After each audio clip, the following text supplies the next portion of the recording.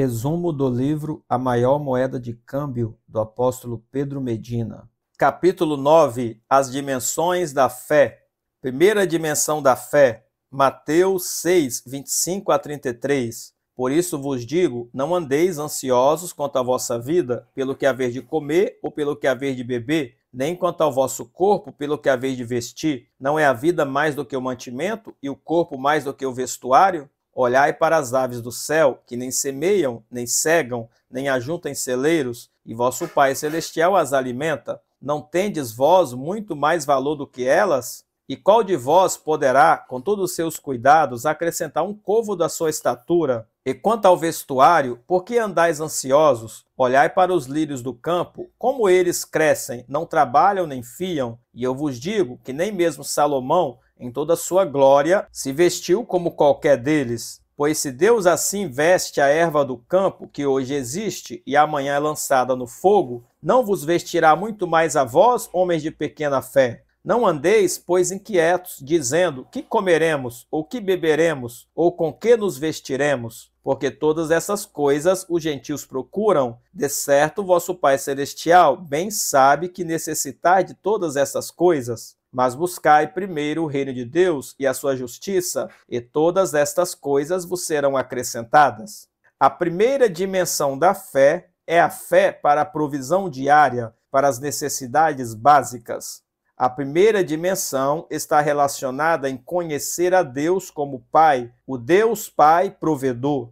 Neste mesmo discurso sobre a provisão está o Pai Nosso, e na mesma passagem diz: vosso Pai Celestial sabe que necessitais de todas essas coisas. Conhecer a Deus como Pai é o primeiro passo em conhecer a Deus e a primeira área em que devemos exercitar nossa fé. A fé na paternidade de Deus.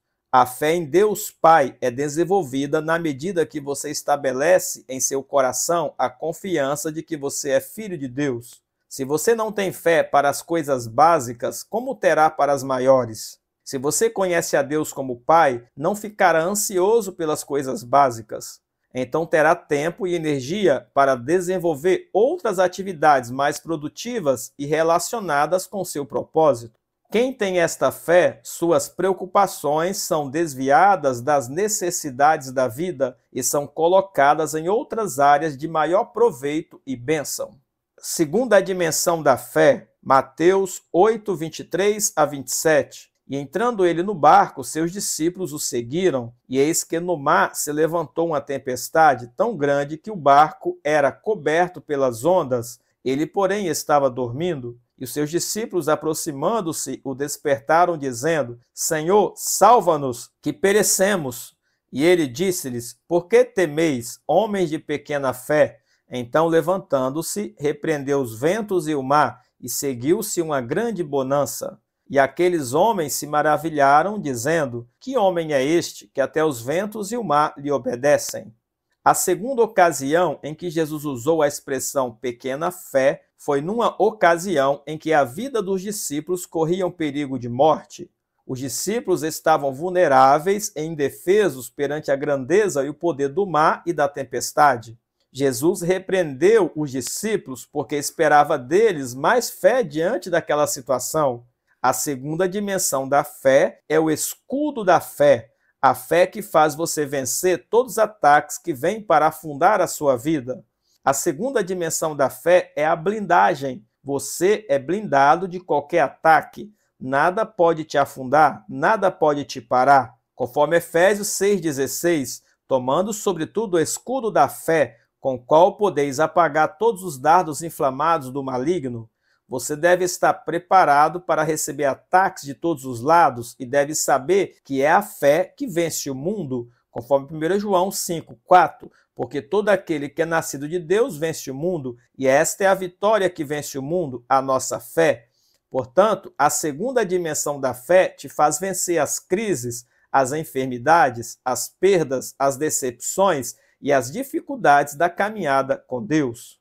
Terceira dimensão da fé, Mateus 14, 24 ao 33. E o barco estava já no meio do mar, açoitado pelas ondas, porque o vento era contrário. Mas à quarta vigília da noite, dirigiu Jesus para eles, andando por cima do mar. E os discípulos, vendo-o andando sobre o mar, assustaram-se, dizendo: é um fantasma, e gritaram com medo. Jesus, porém, lhes falou logo, dizendo: tende bom ânimo, sou eu, não temais. Respondeu-lhe Pedro e disse-lhe: Senhor, se és tu, manda-me ter contigo por cima das águas. E ele disse: vem. E Pedro, descendo do barco, andou sobre as águas para ir ter com Jesus. Mas, sentindo o vento forte, teve medo e, começando a ir para o fundo, clamou, dizendo: Senhor, salva-me. E logo Jesus, estendendo a mão, segurou-o e disse-lhe: Homem de pequena fé, por que duvidastes? E quando subiram para o barco, acalmou o vento.